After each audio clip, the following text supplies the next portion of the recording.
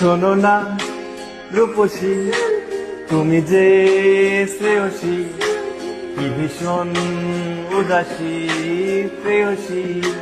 না না না না না না, জীবনের গলিতে এ গানের কলিতে চাইছি বলিতে ভালোবাসি।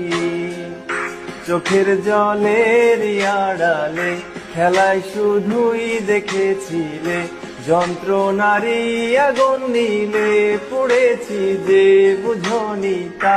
অভিমানে চুপটি করে এসেছি তাই দূরে সরে, বোঝাতে চেয়েও পারিনি তাই বোঝাতে লুকোনো কথা।